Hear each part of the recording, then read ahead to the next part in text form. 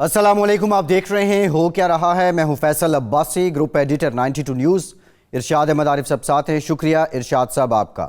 गुज़श्ता रोज़ NA 133 में ज़िमनी election हुआ। मुस्लिम league नून की शाइस्ता परवेज़ मलिक साहिबा 46,811 वोट लेकर कामयाब हो गई। पाकिस्तान तहरीक इंसाफ के उम्मीदवार जमशेद इकबाल चीमा यहाँ पे जो तकनीकी गलती हुई थी उनसे उसके बायस बाहर हो चुके थे। गो PTI ये इलेक्शन कंटेस्ट नहीं कर रही थी। लेकिन हैरान कुन बात यह है कि असलम गिल पाकिस्तान पीपल्स पार्टी के, जिन्होंने तकरीबन 5,000 वोट आम इंतखाबात में लिए थे, उन्होंने गुज़श्ता रोज़ होने वाले ज़िमनी इंतखाब में 32,313 वोट लिए हैं। अब बहुत से सवालात हैं, क्या पीपल्स पार्टी का फिर से पंजाब में जन्म हो रहा है? क्या आइंदा इंतखाबात में पाकिस्तान पीपल्स पार्टी पंजाब की दूसरी बड़ी जमात बन सकती है? और ये जो जीत है ज़िमनी इलेक्शन में मुस्लिम लीग नून की है बज़ाहिर, लेकिन ये जो वोट हैं इतनी बड़ी तादाद में पीपल्स पार्टी को मिले हैं, तो क्या पंजाब के अवाम फिर से पीपल्स पार्टी से उम्मीदें लगा सकते हैं? इन तमाम सवालों के जवाब आज के प्रोग्राम में जानने की कोशिश करेंगे। दूसरी जानिब MQM की जानिब से बल्दियाती जो तरमीमी बिल है 2021 उसको लेके शदीद एहतजाज किया गया है। वसीम अख्तर साहब ने आज जेल भरो तहरीक का इंदिया भी दिया है, धरनों की बात भी की है। कराची की जो बड़ी सियासी जमातें हैं वो इस बल्दियाती तरमीमी एक्ट के ख़िलाफ़ नज़र आ रही हैं। वजूहात क्या हैं, मुतालबात क्या हैं, इससे मुतालिक भी प्रोग्राम में डिटेल बात करेंगे। और भी बहुत से डेवलपमेंट हैं, इस्लामाबाद से रिलेटेड उन पर बात होगी। लेकिन इरशाद साहब, एक और जो डेवलपमेंट है, जो इंटरनेशनल मॉनिटरिंग फ़ंड है उसकी अब जो डेप्यूटी मैनेजिंग डायरेक्टर जो खातून सामने आ रही हैं वो हिंदुस्तानी नजाद माहिर इक़्तिसादियात हैं गीता गोपीनाथ। अब वो ये जिम्मेदारियां संभालेंगी। बज़ाहिर तो ये एक इंटरनेशनल बॉडी है, इसका अपना एक तरीक़ा कार है, लेकिन ये खातून जो भारतीय नयाद हैं, पाकिस्तान पहले से IMF के साथ अपने मामलात लेके चल रहा है। इनके आने से IMF के साथ जो पाकिस्तान के ताल्लुकात हैं और पाकिस्तान का जो लेन देन का मामला है, क्या असरात मुरतब होंगे? अब्बास साहब, एक दो चीज़ें हैं। जब कोई शख्स पाकिस्तानी वर्ल्ड बैंक में हो या IMF में हो तो, और जो लोग वहाँ से फिर हमारे यहाँ आते हैं, कोई गवर्नर स्टेट बैंक बन जाता है, कोई कायम मकाम निगरान वज़ीर आज़म बन जाता है, तो उस वक्त हम ये ढंडोरा पीटते हैं कि जनाब आलमी इदारों में जाकर भी इनकी हुब्बुल वतनी कायम रहती है और ये पाकिस्तान के मफादात का ख्याल रखते हैं और पाकिस्तान आकर ये पाकिस्तान को सुधारने की ख्वाहिश और कोशिश करते हैं। तो ऐसी सूरत में अगर ये सोच दुरुस्त है, और यकीनन दुरुस्त है, पाकिस्तानी जहाँ भी है वो पाकिस्तानी है, खा वो UK में हो, खा वो सऊदी अरब में हो, खा वो अमेरिका में हो, तो हुब्बुल वतनी का जज्बा इंडियंस में, हिंदुस्तानियों में हमसे ज़्यादा है। हमारी तो एक बड़ी तादाद ऐसी है जो बैरून मुल्क जाकर वतन से बेगाना हो जाती है और बेगानों की हाँ में हाँ मिलाना शुरू कर देती है, लेकिन उनके यहाँ ये चीज़ नहीं है। तो इस लिहाज से हमें बहरहाल पाकिस्तान को सोचना पड़ेगा, सोचना चाहिए। और हमारे लिए ये एक चीज़ ऐसी है जो लम्हा फ़िक्रिया है। हमारी जो माशी हालत है, जो हमारे ख़राबियाँ हैं, वो किसी इंडियन की वजह से नहीं है। अगर वहाँ कोई पाकिस्तानी भी बैठा होता तो हमारे जो अंदरूनी हालात हैं, हमने ख़ुद क्या किया है अपने लिए। ज़बाने की शिकायत है ना किस्मत का गिला। हाँ, हमारा जो ये वो अल्लामा ने जो कहा था कि अपनी गफलत की यही हालत अगर कायम रही, आएंगे गस्साल काबुल से, कफन जापान से। तो हमारी तो अब हालत ये हो गई है कि हम छोटी छोटी चीज़ों के लिए भी मोहताज हैं। ये जो हमारे यहाँ एक कानून साजी होने जा रही है और जिसका चर्चा भी है कि जनाब अब स्टेट बैंक पर जो हमारा कंट्रोल होगा उस तरह का नहीं होगा कि हम जब चाहें नोट छाप लें, जब चाहें अपनी मैशत के हवाले से इक़दामात कर दें। कंट्रोल अब उस पर भी कंट्रोल IMF का होगा। और अगर हमारे स्टेट बैंक पर जिस तरह कहा जा रहा है, ख़दशा ज़ाहिर किया जा रहा है, अंदेशे सामने आ रहे हैं, अगर कंट्रोल IMF का हुआ तो फिर ज़ाहिर बात है कि IMF की जो डिप्टी मैनेजिंग डायरेक्टर होंगी उसका भी कुछ ना कुछ तो असरात पड़ेंगे। ये अब हमारे तो जो माहिरीन हैं, जो हमारे माहिरीन हैं, उनके सोचने की बात है। इसको ये कहकर नज़रअंदाज नहीं किया जा सकता कि जनाब क्या फ़र्क पड़ता है, वो एक बैनुल-अक़वामी इदारा है, बैनुल-अक़वामी इदारे में हर इरशाद साहब एक सवाल ये है IMF उसका एक अपना स्ट्रक्चर है, उसकी एक अपना एक तरीक़ा कार है जिसके तहत वो काम करता है। अब हम ये समझें कि हम सफारती सतह पे इतने मजबूत होने चाहिए कि एटलीस्ट उस इदारे के अंदर हमारी कोई लॉबी होनी चाहिए? देखिए, चंद हफ्ते या चंद महीने पहले हमने ये रोना रोया था कि जब जनरल असम्बली का सरबराही इंडिया के पास गई तो उस वक्त हमारे यहीं से कतल कलामी की माफ़ी यहीं से गुफ्तगू से जोड़ेंगे। एक ब्रेक लेते हैं और ब्रेक के बाद जब वापस आएंगे तो कराची के जो बल्दियाती इंतखाबात से मुतालिक तनाज़ा है उस पर बात करेंगे। हमारे साथ रहिए।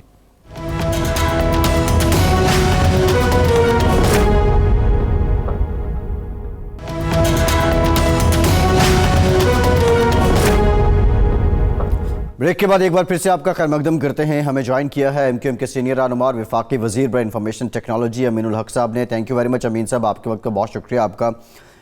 मौलाना फजलुर रहमान PDM सरबराह इजलास की आज सदारत कर रहे थे। उन्होंने ऐलान किया कि 23 मार्च को महंगाई मार्च का जो है वो आगाज़ हो जाएगा और 23 मार्च को जुमे की जो नमाज़ है वो इस्लामाबाद में अदा की जाएगी। हालांकि कैलेंडर देखें तो 23 मार्च को बुध का दिन आ रहा है। बुध को अब जुमे की नमाज़ कैसे अदा होगी, ये भी एक बहुत बड़ा सवाल है। खैर इरशाद साहब, अमीन साहब से जानते हैं। अमीन साहब, ये महंगाई मार्च का ऐलान कर दिया PDM ने, महंगाई तो है, अब आपके फॉलोअर्स भी मुतासिर हैं महंगाई से, तो आप क्या ये PDM की जानिब जा सकते हैं या हुकूमत में रहते हुए महंगाई के खिलाफ अपनी काविशें जारी रखेंगे?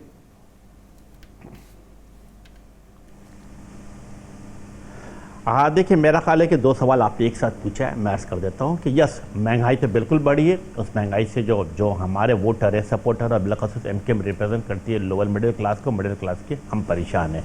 और हमारी ख्वाहिश है हम हर मौके पे हर जगह पर PM से भी, हुकूमत से भी और अपनी कोशिशें काविशी भी लाते हैं कि किसी तरह महंगाई को कंट्रोल किया जाए। जो बात मेरा ख्याल मौलाना फजलुर रहमान साहब फरमा रहे हैं, उनकी ज़ाती हैसियत में MQM बड़ी इज़्ज़त करती है, एहतराम करती है।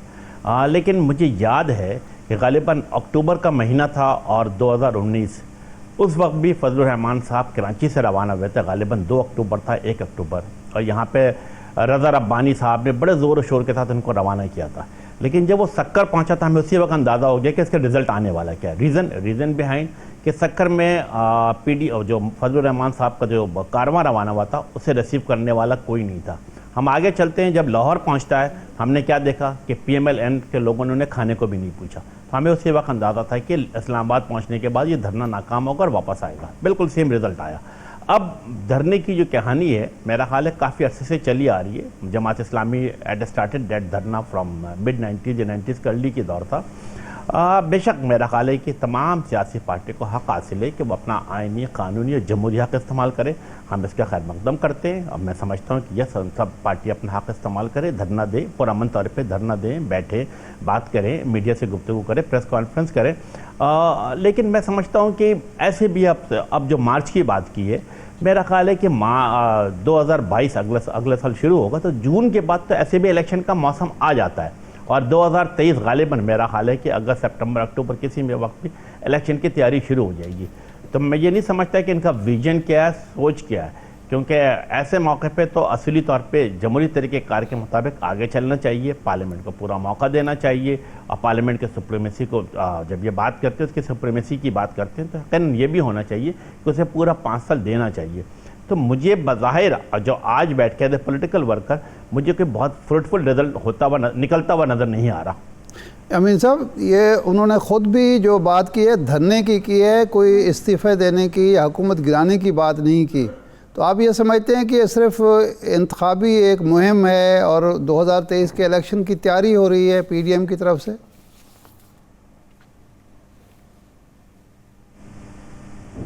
बिल्कुल इरशाद आरिफ भाई, बिल्कुल आप सही फरमा रहे हैं। आपका बिल्कुल सही तज़िया है कि यस, और सियासी पार्टी के पास, जो अपोजिशन पार्टी होती है, उनके पास होता क्या है कि अवाम से मास कांटेक्ट करना।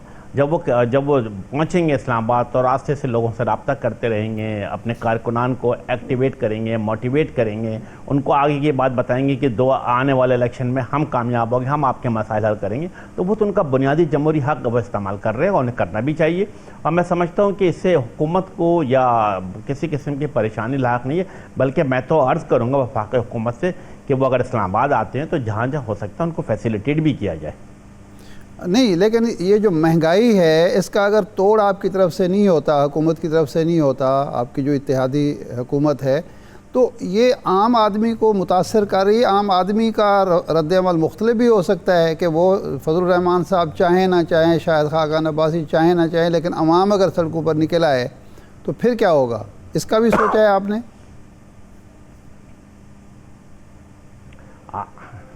देखिए जी, बिल्कुल मेरा ख्याल है कि एक मुंतखब जमहूरी हुकूमत होने के नाते, और MKM ऐसी भी जमहूरियत पसंद सियासी जमात है, अपने इलाके अपने अवाम और कार्यक्रम के दरमियान रहती है, तो हम समझते हैं कि महंगाई का तोड़ हमें निकालना ज़रूरी है। उसके लिए क्या क्या चीज़ें अब दो तीन चीज़ें कि मेरा ख्याल है अभी फौरी तौर पे नया बजट आने वाला है, जून आने वाला है। सबसे पहले आप जो सरकारी मुलाजमीन, निम सरकारी मुलाजमीन है, या जो कम अज़ कम लो बेस तनख्वाह जिनको मिल रही है, उनके तनख्वाह में कम अज़ कम 15%, 20%, 25% इजाफा किया जाए ताकि उन महंगाई का तोड़ हो सके। इससे मेरा ख्याल है कुछ बेहतरी आने की तवक्का रखती है। लेकिन साथ साथ हम क्या देखते हैं, नहीं, ये मिनी बजट में होगा, मीन साहब, ये मिनी बजट में इजाफा होगा या सालाना जो मामूल का बजट है उसमें? नहीं, मेरा ख्याल है सालाना जो बजट है इसके ऊपर इजाफा करना चाहिए। हर साल कम से कम 20 या 25% तनख्वाह में सरकारी निम सरकारी मुलाजमिन के तनख्वाह में इजाफा होना चाहिए। इसी तरीके से मैं जो अर्ज़ कर रहा था कि आटा, चीनी या चावल को देखते हैं कि उसकी कीमतें अगर बढ़ी भी हैं, तो हम दूसरी तरफ क्या देखते हैं, दूसरी तरफ ये भी देखते हैं कि सूबाई हुकूमत को भी अपनी कारकर्दगी को बेहतर करनी चाहिए। मसलन अगर हम ये देखते हैं कि दूध है, दही है, या गोश्त की कीमत है, चिकन की कीमत है, कौन कंट्रोल करता है? ये प्राइस कंट्रोल कमेटी सूबाई हुकूमत की होती है, डिस्ट्रिक्ट लेवल पे भी होती है। उनकी जिम्मेदारी बनती है कि इन चीज़ों को भी कंट्रोल करें। मैं अगर कराची को देखता हूँ तो मैं ये देखता हूँ कि हर गुजरते दिन के साथ दूध की कीमतें बढ़ते बढ़ते 140 रुपये चली गई है। दही की कीमत देखता हूँ तो वो 200 से ऊपर जा चुकी है। तो सवाल ये पैदा होता है कि जहाँ पर वफाकी हुकूमत को महंगाई की कंट्रोल करना चाहिए, बेशक करना चाहिए, हम उनके साथ हैं और होना भी चाहिए, लेकिन मुझे क्या नज़र आता है कि सूबाई हुकूमत की जो प्राइस कंट्रोल कमेटी है, उनकी भी बाकायदगी के साथ हर हफ्ते इजलास होने चाहिए, बल्कि हर दिन इजलास होनी चाहिए। और इन कीमतों को, जैसे मैंने अर्ज़ किया कि आटा, दूध, दही, चिकन, गोश्त की है, इसको भी कंट्रोल किया जाए। तो इसमें मुझे ऐसा नज़र आता है कि सूबाई हुकूमतें भी कहीं ना कहीं पे ज़िला हुकूमतें भी नाकाम नज़र आ रही हैं। सूबाई हुकूमत का आप जिक्र आपने किया है, तो इस वक्त आपका तनाज़ा अपने सूबे की हुकूमत से चल रहा है। ये जो बल्दियाती एक्ट आया है, तो हुकूमत का नुक्ता नज़र ये है कि जब वसीम अख्तर साहब 4 साल तक वो जो उस वक्त सिस्टम चल रहा था, बल्दियाती निज़ाम चल रहा था, उससे भी मुतमईन नहीं थे, वो अपने आप को बेख्तियार समझते थे। अब एक हमने उसमें तरमीम की, इख्तियारात दिए, आप कहते हैं जी बेख्तियार बना दिया है। तो बुनियादी क्या इख्तलाफ है और सारी जमातें मिलकर क्या करना चाह रही हैं? एक और सवाल भी इसमें शामिल कर लीजिए, वो ये है कि जब वफाकी हुकूमत अपोजिशन को एतमाद में लिए बग़ैर कानून साजी कर सकती है अपनी ताकत के ज़ोर पर, अपने वोट के ज़ोर पर, तो सूबाई हुकूमत को ये हक़ हासिल क्यों नहीं?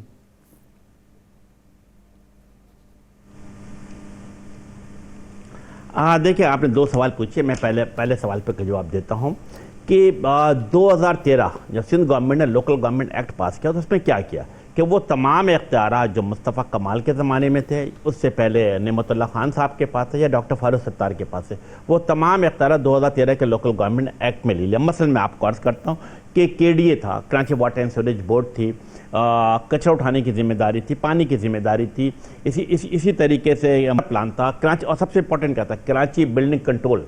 इन तमाम चीज़ों को एक मखसूस तरीक़ेकार के हिसाब से अदबी अक्सरियत की बुनियाद पे मेरा ख्याल है कि सिंध असम्बली से मंजूर करा के वो लोकल गवर्नमेंट से छीन लिया गया। उसके बाद हमने तमाम, जैसे कहते हैं कि तमाम फोरम पे इसके खिलाफ आवाज़ उठाई, हत्ता कि MKM पाकिस्तान ने आर्टिकल 140A की बुनियाद बनाकर सुप्रीम कोर्ट में भी अपनी पिटीशन दाखिल की हुई है। लेकिन मैं बड़ा हैरान हूँ, परेशान हूँ कि आज तक हमारी उस पिटीशन की सुनवाई नहीं हो पा रही है।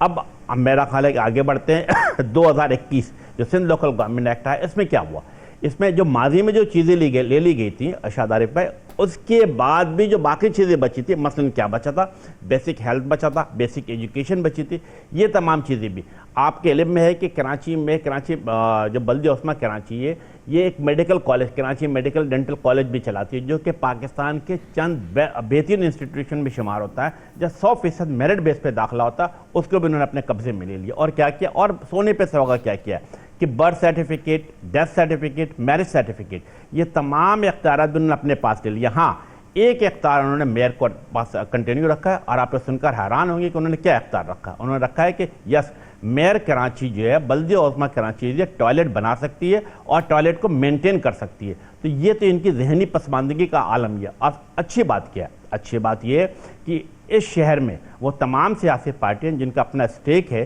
चाहे वो जमात इस्लामी हो, पीएसपी हो या पीएमएलएन हो, पीटीआई हो, अवामी नेशनल पार्टी हो या जेयूपी हो, जेयूआई हो, ये तमाम लोग इसके खिलाफ उठ खड़े हुए हैं। एमकेएम पाकिस्तान एक मोमेंटम बनाने जा रही है। एमकेएम पाकिस्तान ने न सिर्फ ये कि फौरी, लेकिन अमीन साहब जी, हमने न सिर्फ ये कि उसको फौरी तौर पर रद्द किया, बल्कि हमने इसे काला कानून करार दिया।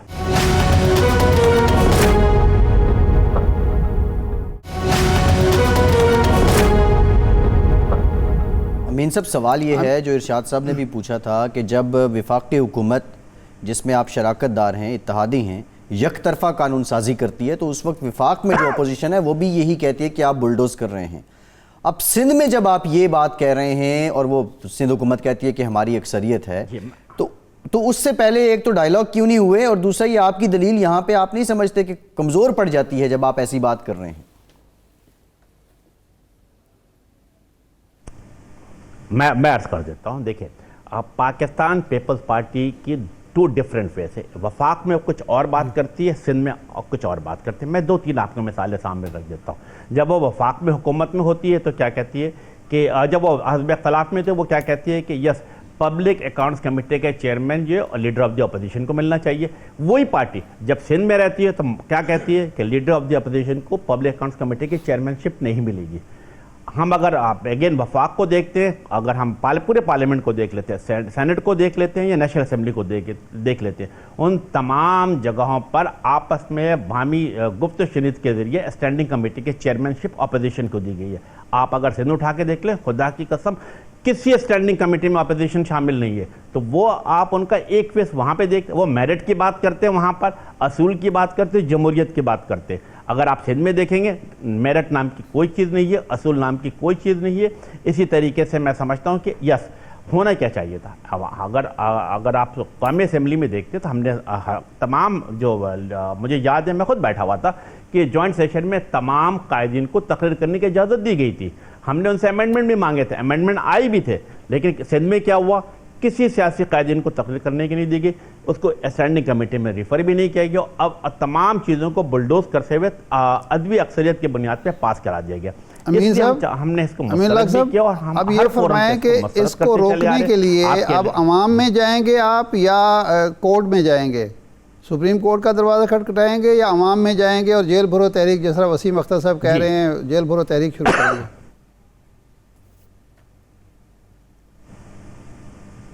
जी इरशाद भाई, बिल्कुल हम दोनों तरीका इस्तेमाल कर रहे हैं।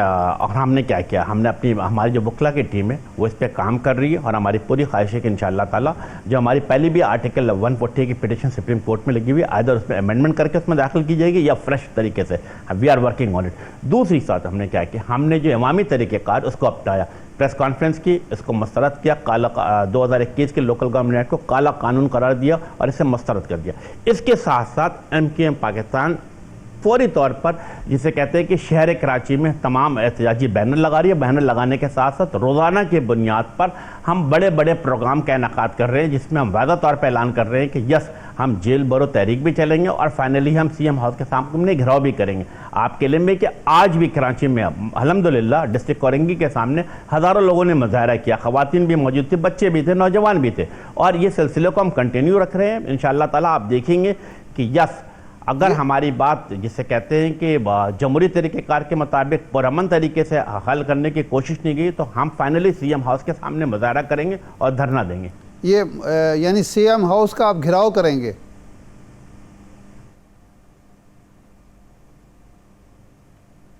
जी इरशाद आरिफ साहब, बिल्कुल हमने ये फैसला कर लिया है कि वो तमाम चीज़ें, देखिए, अगर एमकेएम पाकिस्तान कहती है या कराची की अवाम तमाम सियासी पार्टियाँ अगर मुतालबा कर रही है कि शहरी जो म्यूनसिपल कॉर्पोरेशन है या मेट्रोपॉलिटन कॉर्पोरेशन है उनको इख्तियार दिए जाएँ, तो क्या है, मैं समझता हूँ कि यस, आज आपके लिए में भी है कि अगर सिंध सेक्रेटेरिएट का 95% का खर्चा कराची के अवाम के टैक्स से चलता है। आज अगर सिंध के चीफ मिनिस्टर साहब की जो तनख्वाह मिलती है उसका 95% टैक्स मैं देता हूँ, मेरे लोग देते हैं, मेरे बच्चे देते हैं। तो सवाल ये पैदा होता है कि आप ये तमाम चीज़ें कराची के अवाम पे खर्च करने को क्यों नहीं तैयार है? बिल्कुल ठीक है। अमीन साहब, विफाक से मुतालिक एक है, हाँ, आखिरी सवाल ये है कि आपके इस वक्त कराची की नुमाइंदगी आपकी इत्तेहादी जमात तहरीक इंसाफ के पास है या आपके पास है या उनके पास है? विफाक ने कराची के लिए, हैदराबाद के लिए जो कुछ किया, आप उससे मुतमैन हैं या आप अदब इत्मीनान का शिकार हैं? जिस तरह सूबाई हुकूमत ने कुछ नहीं किया, विफाक ने भी कुछ नहीं किया।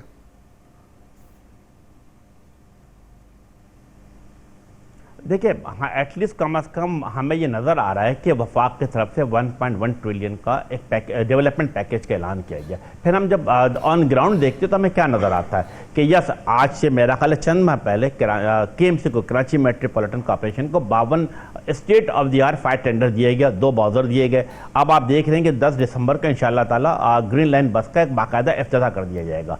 इसके साथ साथ K4 का मंसूबा था। K4 का मंसूबे पे किसकी जिम्मेदारी बनती थी? इरशाद आरिफ साहब, आपके इल्म में है कि 18वीं तरमीम के बाद पानी देना सूबाई हुकूमत की जिम्मेदारी बनती थी, लेकिन उनकी कोताही, उनकी नाकामी, लसानियत की बुनियाद पर, सियासी इंतकाम की बुनियाद पर उन्होंने K4 पे कोई काम नहीं किया। वफाकी हुकूमत ने वो मनसूबा अपने हाथ में लिया, वाबडा ने उसके तमाम फिजिबिलिटी मुकम्मल कर लिए। वफाकी हुकूमत ने क्या कहा कि वो उसके ऊपर अगर 100 अरब खर्च होता है या 1.5 अरब खर्च होता है, वफाकी हुकूमत उसे इंशाअल्लाह ताला ऐलान कर दिया गया। वाबडा ने ऐलान किया है कि 2023 अक्टूबर तक उसे मुकम्मल कर दिया जाएगा। इसी तरीके से सेंसस का मनसूबा हमेशा हमारा मुतालबा रहा, हर फोरम पर रहा, हमारे सुप्रीम कोर्ट में पिटीशन भी रही है कि कराची को कम गिना गया, कराची की 3 करोड़ की आबादी को 1.5 करोड़ की आबादी में तब्दील कर दिया गया। अल्हम्दुलिल्लाह वफाकी हुकूमत से मैं समझता हूँ कामयाब मुज़ाकरत के बाद कैबिनेट ने इसको अप्रूव कर दिया। अब आप देखेंगे कि डिजिटल सेंसस शुरू होने वाला किसी भी दिन से, और 2023 का जो इलेक्शन होगा इंशाअल्लाह ताला नए सेंसस। अमीन साहब, वन लाइन कमेंट कर दीजिएगा, बतौर IT मिनिस्टर बताइएगा कि EVM के जरिए आइंदा इंतखाबात होते दिखाई दे रहे हैं आपको 2023 के इलेक्शन?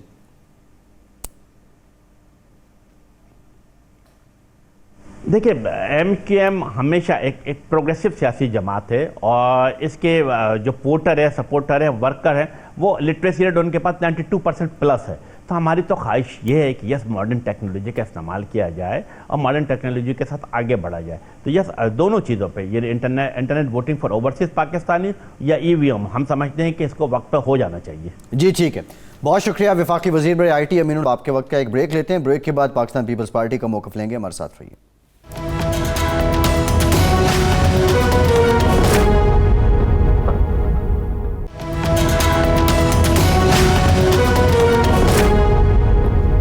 ब्रेक के बाद एक बार फिर से आपको खुशामदीद कहेंगे। NA 133 से मुतालिक भी बात करेंगे कि किस सियासी जमात के लिए इन नताइज में क्या पैगाम है। लेकिन इरशाद साहब, जो मौलाना ने 23 मार्च को महंगाई मार्च का ऐलान कर दिया है, एक तो वो तकनीकी गलती हमने उसकी निशानदेही की, उसके 7-8 दिन के बाद फिर रमज़ानुल मुबारक गालिबन 1-2 हफ्ते में शुरू हो जाना है। ये कितना जानदार मंसूबा है PDM का? और इस्तीफ़ों वाली बात मेरे ख्याल वो दरगुजर कर गए, वो सवाल भी उनसे पूछा गया। वो जो है ना, लहू गर्म रखने का है एक बहाना। मेरा तो ख्याल है कि ये अब PDM इस्तीफ़ों पर तो मुस्लिम लीग नून आमादा ही नहीं हो रही, और कोई भी ऐसी जमात जिसकी पार्लिमानी सियासत है वो उस तरफ नहीं जाएगी, जिसके नतीजे में 1985 के इलेक्शन का बाइकाट किया पीपल्स पार्टी ने, असम्बलियों से बाहर रहेगी और ज़िंदगी भर मोहतरमा बेनज़ीर भुट्टो पछताती रहीं। 2008 में यही गलती नवाज शरीफ साहब करने लगे थे, लेकिन आसिफ जरदारी साहब ने उनको मशवरा दिया कि आप ये काम ना करें। इमरान खान ने वो गलती की और बाद में पछताए, वो असम्बलियों से बाहर बैठे रहे और नवाज शरीफ साहब और जरदारी साहब वो खोल खेलते रहे।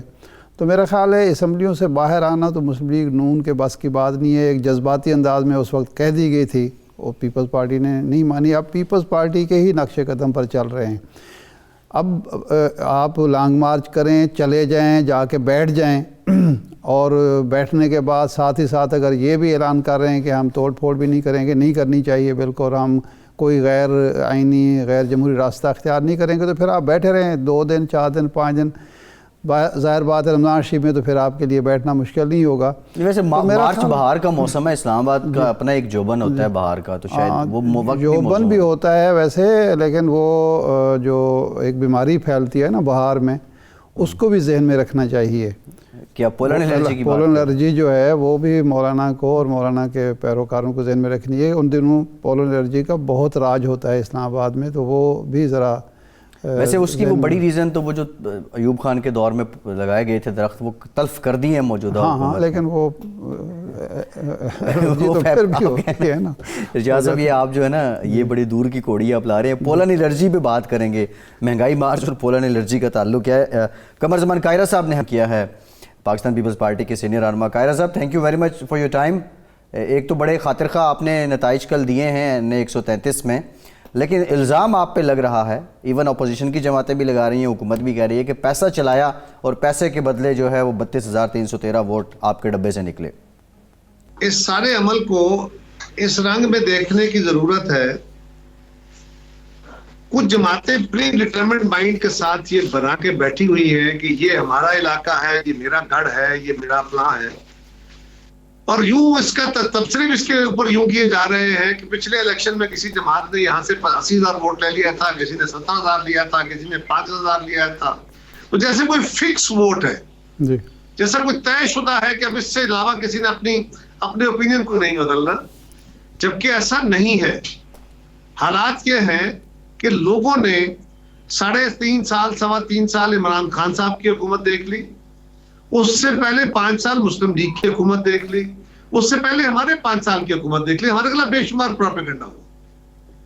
बावजूद इसके कि हमने बेपनाह काम किए, बड़े मुश्किल तरीन हालात का मुकाबला किया, आलमी रिसेशन था, दहशतगर्दी थी, बुरे हालात थे, इसके बावजूद हमारा ये हुआ कि जी कुछ नहीं किया। उसके बाद मुस्लिम लीग आ गई, मुस्लिम लीग के बारे में भी जो कुछ कहा गया, फिर हमारे खिलाफ अदालती केसेस पर, ये वो एक लंबा कहानी है।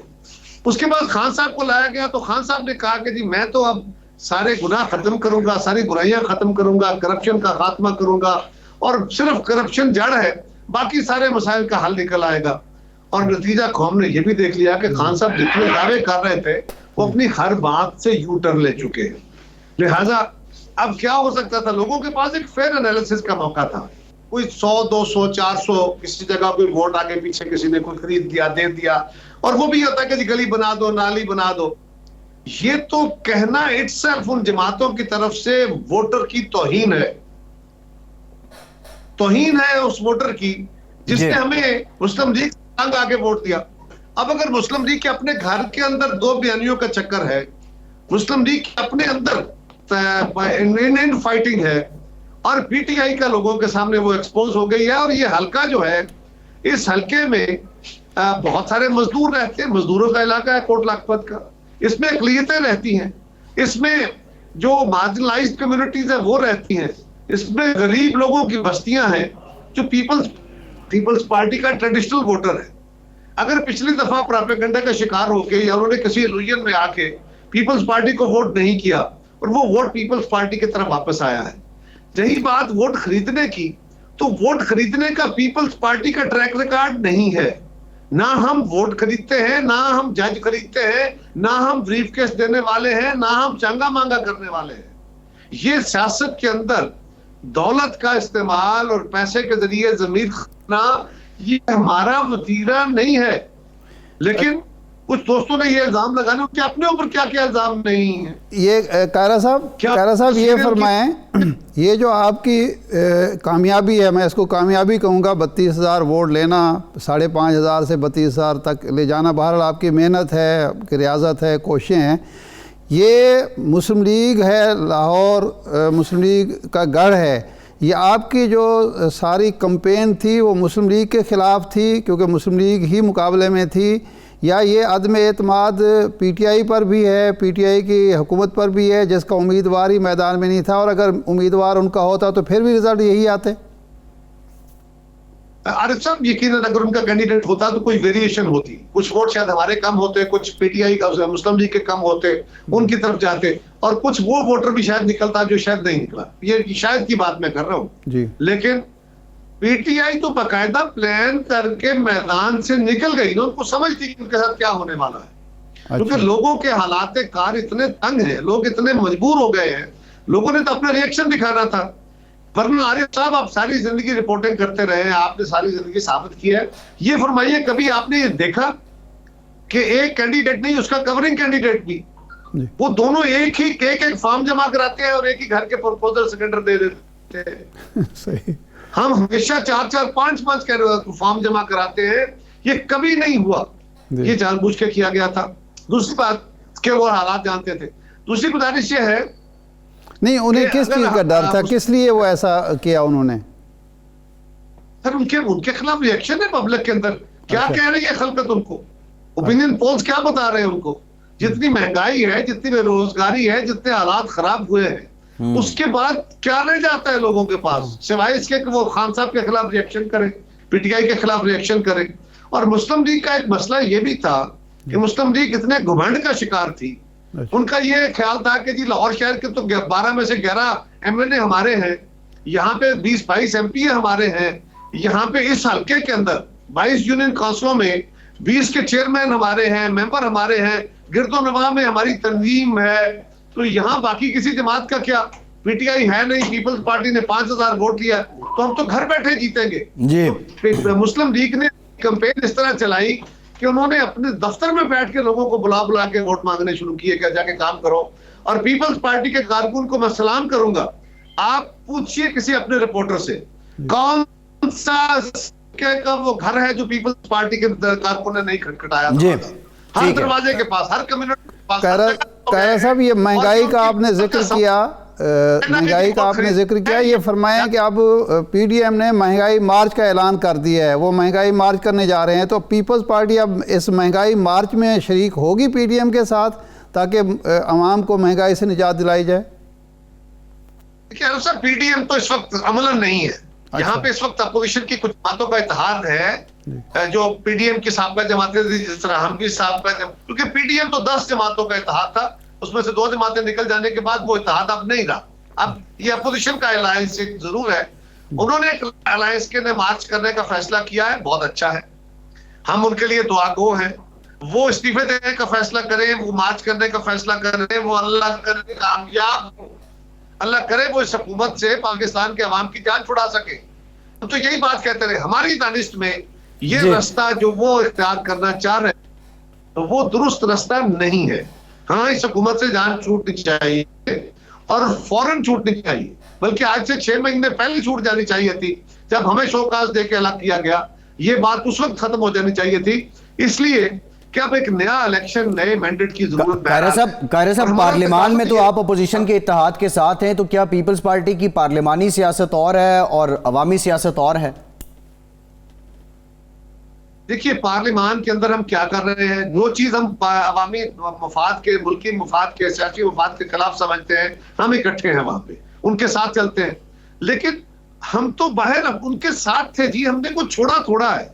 हमारी तो तौहीन की गई, तज़हीक की गई। शायद खाकान अब्बासी साहब ने एक इंतहाई गैर जिम्मेदाराना बल्कि गैर मसलहत वाला काम करते हुए हमें शोकाज दे दिया, जिसको उनको इख्तियार ही नहीं है, जिसको कोई जवाब ही नहीं है। उसके ऊपर हमारा एक रिएक्शन था जो जायज है। सियासत बिल्कुल करनी है, मुल्क की खिदमत करनी है, लेकिन इज्जत के साथ करनी है। किसी दूसरे को मेरी इज्जत के साथ खेलने का इख्तियार नहीं है। अब अगर कायरा साहब आपको दावत दी जाती है, बिलावल साहब को दावत दी जाती है वहाँ खिताब के लिए, तो आप पीपल्स पार्टी जाएगी, शरीक होगी? क्योंकि उन्होंने कहा है कि सूबाई क़यादतें फैसला करेगी। देखिए, जहां तक ताल्लुक यह है कि मेरी जमात को दावत दी जाती है, मेरी जमात को दावत दी जाए तो उसका तरीकाकार हम ऑलरेडी दे चुके हैं। जिस जो एक गैर जिम्मेदाराना हरकत की गई, उस शोकाज को विड्रा करते हुए माजरत करें और एएनपी को राजी करें। हम इनके आगे लग के लड़ने को तैयार हैं। और आरिफ साहब, हम कोई भागने वाले नहीं हैं। जब तक हम पीडीएम में थे, पीडीएम से हुकूमत लड़ रही थी, आज हुकूमत हमारा भी मजाक उड़ा रही है, उनका भी मजाक उड़ा रही है। ये भागने वाली बात क्या है कायरा साहब? ये भागने वाली, क्या आप मुस्लिम लीग की तरफ, क़यादत की तरफ इशारा कर रहे हैं? नहीं सर, नहीं, मैं ये कह रहा हूँ कि हम भागने वाले नहीं है। अच्छा। जद्दोजहद से मेरा और रंग है कि हम कोई जद्दोजहद से, हम किसी लड़ाई से, हुकूमत का कोशिश है उससे भागने वाले नहीं है। वो जो आप समझा ऐसा बिल्कुल नहीं है। मैं अगर उस पर बात करूंगा तो खुल के करूंगा। अच्छा, ये 10 तारीख को, 10 दिसंबर से आप भी तो एक महंगाई के खिलाफ तहरीक चलाने लगे हैं, उसके क्या तरीक़ाकार होगा, किस तरह की तहरीक होगी? आरिफ साहब, उसके ऊपर जमात जो है वो भी डिटेल अपना चार्टर जो है, प्रोग्राम जो चार्ट आउट हुआ है वो देगी, और उसका नॉर्मली जो तरीकाकार होगा, अभी मैं उसके बारे में फाइनली नहीं कह सकता, लेकिन नॉर्मली ये होगा कि जिले लेवल पे जो हमारी तंजीमें हैं वो प्रोटेस्ट करेगी, वो अपने साथियों को साथ शामिल करेंगी। फिर उन प्रोटेस्ट को आस्ता आस्ता जो है वो लोकल मार्चेस की सूरत और उसमें हम बाकी जमातों के साथ, जो अपोजिशन की बाकी जमातें उनके साथ भी मिलके, और जो अदर सिविल सोसाइटी ऑर्गेनाइजेशंस हैं या बाकी मजहबी तंजीमें हैं, दीगर जो लोग पाकिस्तान के अंदर एक लिबरल, एक अच्छा मुआशरा तश्कील देना चाहते हैं, इस जबर से जान छुड़ाना चाहते हैं, हम उनको भी अप्रोच करेंगे। जी ठीक है कायरा साहब, प्रोग्राम का टाइम खत्म हो गया। बहुत शुक्रिया आपका कायरा साहब, इरशाद आरिफ साहब, आपका शुक्रिया, इजाजत दीजिए।